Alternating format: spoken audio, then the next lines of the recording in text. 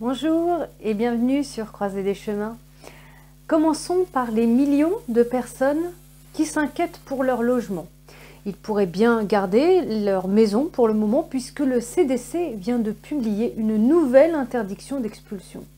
En effet, le CDC affirme que l'expulsion des personnes de leur logement pourrait nuire à la santé publique. Les expulsions seront donc arrêtées pour une période de 60 jours dans les comtés où les cas de virus sont en augmentation, ce qui couvre à peu près 90% de la population américaine.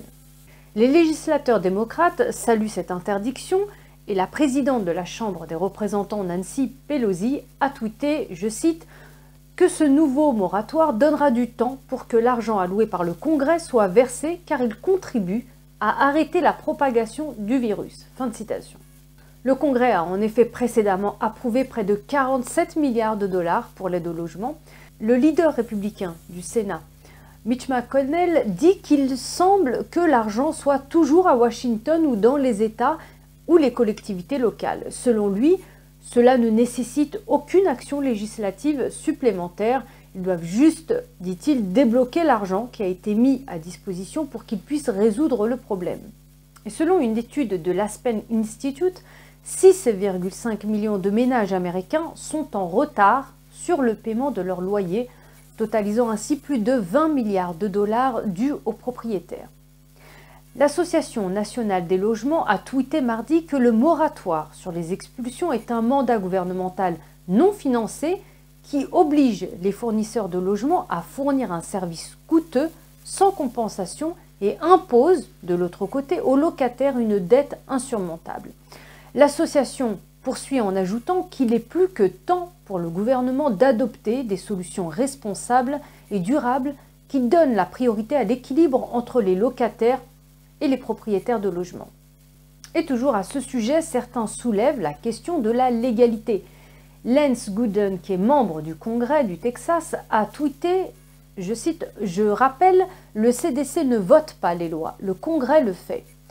Biden a de son côté déclaré que la nouvelle interdiction du CDC fera l'objet d'un examen juridique. Il a déclaré que les tribunaux ont clairement indiqué que le moratoire existant n'était pas constitutionnel et qu'il ne tiendrait pas. Mais il ajoute que cela donnera le temps nécessaire pour que l'aide au loyer d'urgence atteigne les locataires en difficulté.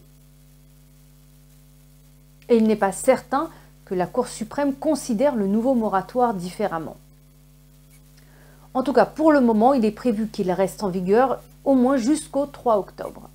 Et en parlant de faire face à un examen juridique, le gouverneur de New York, Andrew Cuomo, doit faire face aux scandales qui sont de retour sur la place publique. Il a fait l'objet d'appels à la démission, y compris de la part de Biden, suite à une enquête indépendante qui a été menée pendant des mois. La procureure générale de New York, Letitia James, allègue que Cuomo a harcelé sexuellement plusieurs employés actuels et anciennes de l'État, et cela inclut des attouchements inopportuns et non consensuels, des commentaires offensants de nature sexuelle qui ont créé un environnement de travail hostile pour les femmes. Elle a ajouté que le bureau de Cuomo était rempli de peur et d'intimidation. Suite à ce rapport de la procureure générale, Biden demande à Cuomo de démissionner. Il a déclaré que le corps législatif de l'État pourrait également décider de mettre Cuomo en accusation. Les gouverneurs démocrates du Connecticut, du Rhode Island et du New Jersey de la Pennsylvanie ont publié une déclaration commune disant qu'ils sont consternés par les conclusions de l'agence et que Cuomo devrait démissionner également. Cuomo s'est défendu de son côté en publiant des photos de lui en train d'embrasser ou d'étreindre des gens en public, pour montrer que c'est dans sa nature d'être amical. Et Biden a répondu à un journaliste qui notait que Cuomo avait utilisé une photo de lui en train d'embrasser Biden pour dire qu'il s'agissait d'embrassades banales, et il lui a répondu « Écoutez, je suis sûr qu'il y a des accolades qui étaient totalement innocentes, mais apparemment la procureure générale a décidé qu'il y avait des choses qui ne l'étaient pas. » Fin de citation. Et le maire de New York, Bill de Blasio, a également appelé à sa démission et à sa mise en accusation le plus rapidement possible. M. de Blasio a souligné que les allégations de harcèlement sexuel ne sont qu'une partie d'une enquête parmi les nombreux scandales qui entourent M. Cuomo. Il a déclaré que pour les scandales des maisons de retraite, si les faits de tous ces décès dans les maisons de retraite dus au Covid ont été couverts, il y a un autre scandale autour du livre qu'il a écrit avec l'aide d'employés de l'État. Il y a encore un autre scandale autour de la distribution de vaccins aux partisans politiques et de la rétention de vaccins aux opposants. Je veux dire, dit-il, que ce type a dépassé le point de non-retour. Il ne peut pas gouverner, il doit simplement partir. Fin de citation. Donc la représentante de la Chambre des représentants, Nancy Pelosi, et le chef de la majorité au Sénat, Chuck Schumer, ont également appelé Cuomo à démissionner. Chuck Schumer a en effet déclaré qu'aucun élu n'est au-dessus de la loi et que les actions rapportées du gouverneur étaient profondément troublantes, inappropriées et totalement inacceptables. Le rapport publié par la procureure générale de l'État de New York confirme et corrobore les allégations des femmes courageuses, dit-il, qui se sont manifestées pour raconter leur histoire, et nous félicitons ces femmes de l'avoir fait. Et dans tous les cas, si Cuomo est destitué, il est déjà prévu que la lieutenant-gouverneure Kathy Hochul prendra le relais. Restons à New York à présent, où les appels à la vaccination obligatoire font grand bruit. Le maire Bill de Blasio a déclaré « Si vous n'êtes pas vacciné, malheureusement, vous ne pourrez pas participer à beaucoup de choses ». Pour le moment, Bill de Blasio ne rend pas obligatoire le port du masque à l'intérieur, même s'il dit qu'il est fortement recommandé. Mais selon lui, l'obligation de le porter à l'intérieur aurait pour effet de décourager le processus de vaccination.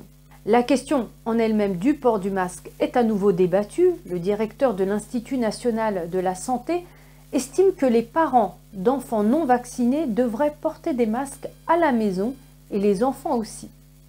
Le docteur Francis Collins, qui dirige les instituts nationaux de la santé, déclare à CNN que les enfants devraient porter des masques partout où ils pourraient être infectés, ce qui signifie des recommandations de port de masque à la maison et à l'école.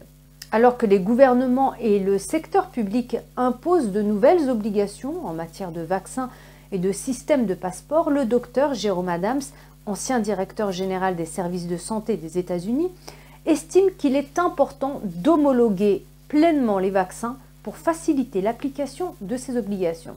En effet, il dit que cela donnera aux entreprises la couverture légale pour rendre ces vaccins obligatoires.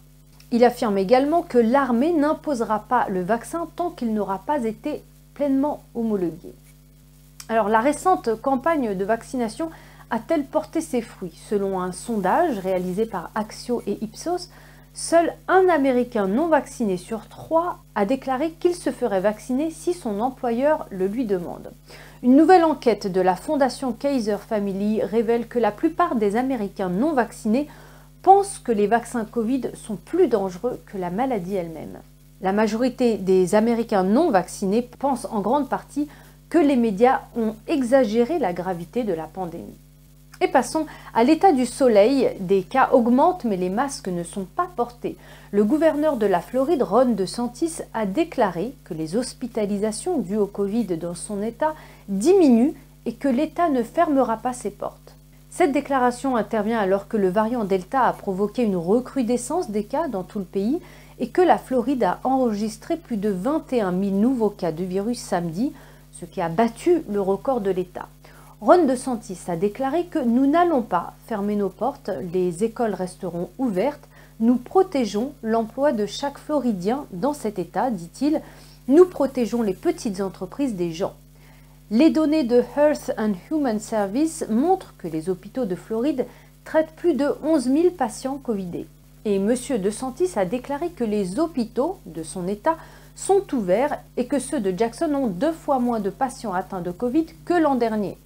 Le gouverneur a affirmé que la propagande de peur propagée par certains médias a conduit à des dommages supplémentaires en mars 2020 et il a dit qu'il ne veut pas voir une répétition de cela. Il a dit, je cite, « Les gens faisaient littéralement des crises cardiaques à la maison parce qu'ils pensaient qu'il n'y avait pas assez de place à l'hôpital ou qu'ils allaient avoir une covidie et en mourir. Nous ne voulons donc pas suivre cette voie. » Fin de citation. M. DeSantis a déclaré que la meilleure défense de l'État contre le virus est l'immunité naturelle qui se construit avec le temps et la vaccination des personnes vulnérables. Voilà, Croisée des chemins, c'est fini pour aujourd'hui. Merci de votre présence et de votre écoute. Prenez soin de vous et je vous dis à très bientôt. Merci, au revoir.